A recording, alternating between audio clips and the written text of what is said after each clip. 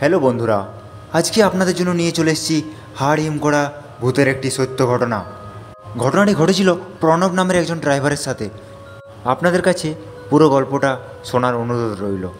তারিখ ছিল 20 ডিসেম্বর 2018, সময় রাত্রি 11:45। 2018 সালের শীতের রাত, ডিসেম্বর মাস। তখন প্রত্যন্ত গ্রামগুলোতে কুয়াশায় ঢেকে যায় চারপাশ।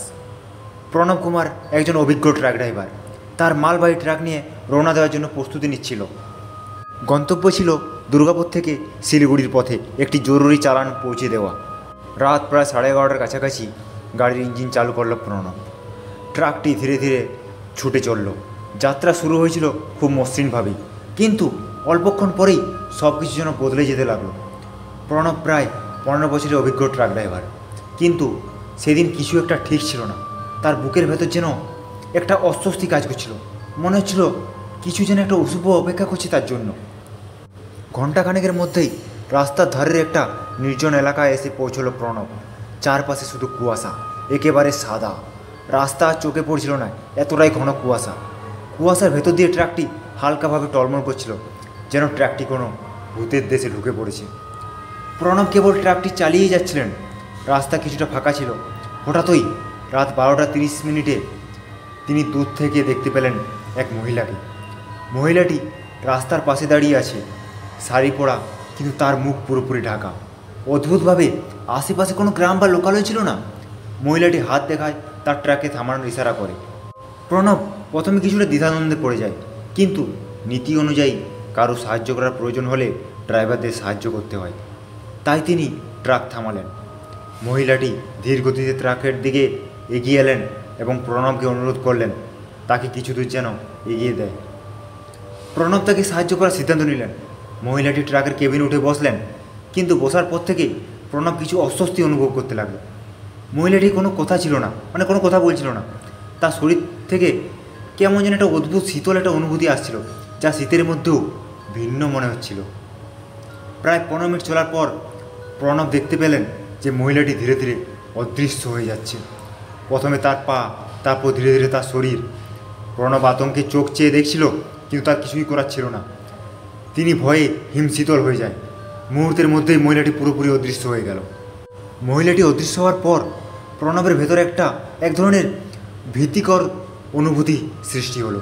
তিনি জানতেন এমন কিছু ঘটেছে যা তার জীবনে আগে কখনো হয়নি। মাথা ঘুরছিল, মনে হচ্ছিল তার চারপাশে কিছুটা অশুভ শক্তি আছে। হঠাৎ করে ট্রাকের ব্রেক যেন কাজ করা বন্ধ করে দিল। ট্রাকটি দ্রুত গতিতে ছুটে চলছে। প্রণব তখনও ভয়ে পাথর হয়েছিল।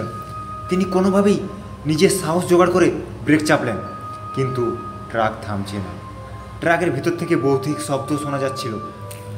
মনে হচ্ছে যেন কারো নিঃশ্বাস শুনতে পাচ্ছে তিনি। মাথার চারপাশে অদ্ভুত সাদা ছায়া ঘুরে বেড়াচ্ছিল, যার কোনো শরীর ছিল না। তার মনে হচ্ছিল যেন কোনো অদৃশ্য শক্তি থাকে এবং তার ট্রাকের নিয়ন্ত্রণকে তার আয়ত্তে নিয়ে নিয়েছে। ট্রাকের স্টিয়ারিং হুইল ছাড়া কোনো কন্ট্রোলই তার হাতে নেই।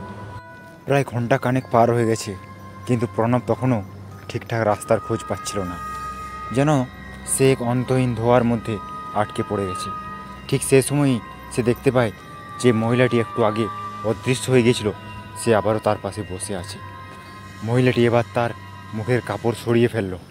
মুখ দেখে প্রণবের হৃৎপিণ্ড যেন থেমে গেল। তার চোখগুলো ছিল ফাঁকা, মুখে ছিল এক অদ্ভুত হাসি। তিনি বুঝতে পারলেন যে সে আসলে এক প্রেতাত্মার সঙ্গে রয়েছে। মহিলাটি প্রণবের দিকে তাকিয়ে হঠাৎ করে হেসে উঠল। সেই হাসির শব্দে ট্রাকের কাজগুলো ফেটে যেতে লাগলো। চারপাশে যেন সব কিছু কাঁপছে। ভয়ে আর ঘামে প্রণবের পুরো শরীর ভিজে গেল। তিনি যে কোনো উপায়ে ট্রাকটিকে থামাতে চাইলেন। ব্রেক কাজ করছিল না, তাই তিনি স্টিয়ারিং হুইল ঘোরালেন। ট্রাকটি রাস্তার থেকে ছিটকে রাস্তার পাশে একটা বড় গাছে গিয়ে ধাক্কা লাগলো, আর সাথে সাথেই ট্রাকের সামনের অংশ ভেঙে চুরমার হয়ে গেল। ধাক্কার পর প্রণব কিছুক্ষণ অজ্ঞান হয়ে গেল, ধাক্কার সাথে সাথে অজ্ঞান হয়ে পড়ে। কিছুক্ষণ পর তার জ্ঞান ফিরল। তখন চারপাশে নিস্তব্ধতা। মহিলাটি কোথাও ছিল না। ট্রাকটিও যেন আবার স্বাভাবিক হয়ে গেছিল, কিন্তু প্রণবের কিছুতেই মন শান্ত হচ্ছিল না। তিনি ধীরে ধীরে গাড়ি থেকে নেমে পাশের গ্রামে গিয়ে সাহায্য নিলেন। এই ঘটনা প্রণবের জীবনের মোড় ঘুরিয়ে দিয়েছিল। এরপর থেকে তিনি আর কোনো দিন রাতের বেলায় একা ট্রাক চালাননি। কয়েক বছর পর তিনি জানতে পারেন যে ওই এলাকাটি দিয়ে তিনি গাড়ি নিয়ে যাচ্ছিলেন। সেই রাস্তায় কয়েক বছর আগে এক ভয়াবহ দুর্ঘটনার এক মহিলার মৃত্যু হয়েছিল। সেই ঘটনার পর থেকেই বহু ড্রাইভার এখান দিয়ে যাওয়ার সময় এমন অদ্ভুত ঘটনার কথা জানিয়েছেন, কিন্তু কারোর লাইফ রিস্ক হয়নি বা কারো মৃত্যু ঘটেনি, কিন্তু সবাই এরকম অদ্ভুত অদ্ভুত ঘটনার শিকার হয়েছেন।